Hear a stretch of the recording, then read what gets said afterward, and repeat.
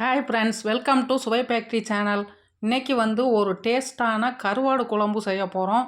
இது சாதத்தில் பிசைஞ்சு சாப்பிட்றதுக்கு டேஸ்ட் அருமையாக இருக்கும். ஈஸியாகவும் டக்குன்னு செஞ்சிடலாம். வாங்க இதை எப்படி செய்யலான்ட்டு பார்க்கலாம். அதுக்கு நான் கருவாடு நெத்திலி கருவாடு ஒரு 50 கிராம் இருக்கும், அதை எடுத்திருக்கேன். இதை க்ளீன் பண்ணணும். இப்போ இதை தலையை நம்ம எல்லாம் பிச்சிடணும். மேலே இருக்கிற அந்த தலைப்பகுதியை பிச்சிடணும். அது போட்டால் நல்லா இருக்காது.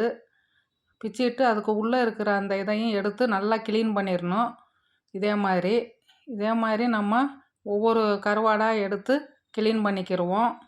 சுவை ஃபேக்ட்ரி சேனலை முதன் முறையாக பார்க்குறவங்க மறக்காமல் சப்ஸ்கிரைப் பண்ணிடுங்க. ஃப்ரெண்ட்ஸ்களுக்கு ஷேர் பண்ணுங்கள், லைக் பண்ணுங்கள். வீடியோவை ஸ்கிப் பண்ணாமல் பாருங்கள். இப்போ எல்லா கருவாடையுமே க்ளீன் பண்ணி எடுத்தாச்சு. இது இருக்கட்டும்.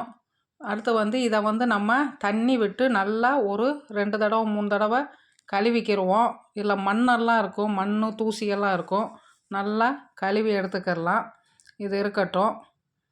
அடுத்து கழுவி எடுத்தாச்சு. இது இருக்கட்டும். அடுத்து புளி கரைசல் ஒரு எலுமிச்சை அளவு எடுத்து நான் ஊற வச்சுருக்கேன். இதை நல்லா பிசைஞ்சு அதை கழுவி வடிகட்டி எடுத்துக்கிடுவோம். இதுக்கு கொஞ்சம் புளி கரைசல் ஊற்றினோம்னா தான் டேஸ்ட்டு நல்லாயிருக்கும் இந்த குழம்புக்கு.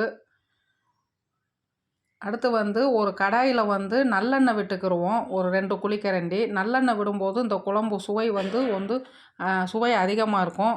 கடுகுளுந்து 1 ஸ்பூன் போட்டுக்கிடுவோம். அப்புறமா வெந்தயம் ஒரு 1/4 ஸ்பூன் போட்டுக்கிடுவோம். போட்டுட்டு இது நல்லா பொரியட்டும்.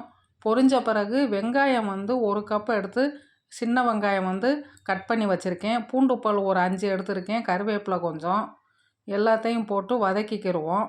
ஓரளவு வதங்கின பிறகு கத்திரிக்காய் 1 எடுத்து கட் பண்ணி வச்சுருக்கேன். அதையும் போட்டுட்டு இந்த கருவாடு நம்ம அலசி வச்சோம்ல அதையும் போட்டுக்கிடுவோம். கத்திரிக்காய் போடும்போது இந்த குழம்புனுடைய சுவை நல்லா டேஸ்ட்டாக இருக்கும். கருவாடும் கத்திரிக்காய் சேரும்போது இப்போ எல்லாத்தையும் நல்லா வதக்கிக்கிடுவோம். வதக்கிட்டு அதுக்கப்புறமா நம்ம தக்காளி ஒரு தக்காளி கட் பண்ணி வச்சுருக்கேன்ல அதையும் போட்டு மிக்ஸ் பண்ணிக்கிடுவோம். இப்போ எல்லாம் ஒன்று சேர்ந்து நல்லா வதங்கட்டும். வதங்கிட்டு இருக்கும்போது இதுக்கு தேவையான அளவு உப்பு நான் போட்டுக்கிறேன், ஒரு 3/4 ஸ்பூன் அளவுக்கு. அதுக்கப்புறமா குழம்பு மிளகாய் தூள் ஒரு 4 ஸ்பூன் எடுத்திருக்கேன். அதையும் போட்டுட்டு தனி மிளகாய் தூள் ஒரு 1 ஸ்பூன் போட்டிருக்கேன், காஷ்மீரி மிளகாய் தூள் கலருக்காக. இப்போ எல்லாத்தையும் போட்டுட்டு நல்லா மிக்ஸ் பண்ணிக்கிடுவோம். எல்லாம் கலந்து ஒரு 2 நிமிஷம் நல்லா வதங்கட்டும்.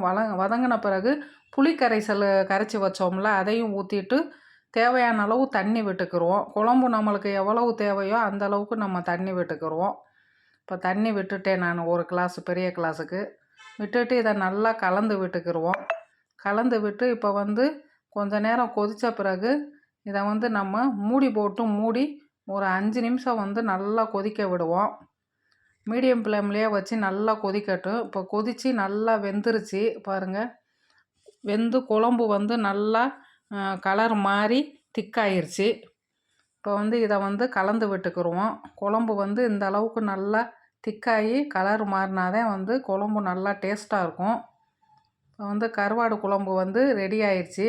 இதை நம்ம சாதத்தில் ஊற்றி பிசைஞ்சு சாப்பிட்றதுக்கு டேஸ்ட் அருமையாக இருக்கும். இதை நம்ம இப்போ ஒரு பவுலில் ஊற்றிக்கிடலாம். சுவை ஃபேக்ட்ரி சேனலை முதன் முறையாக பார்க்குறவங்க மறக்காமல் சப்ஸ்கிரைப் பண்ணிடுங்க. இப்போ ஒரு அருமையான குழம்பு ரெடி ஆயிடுச்சு.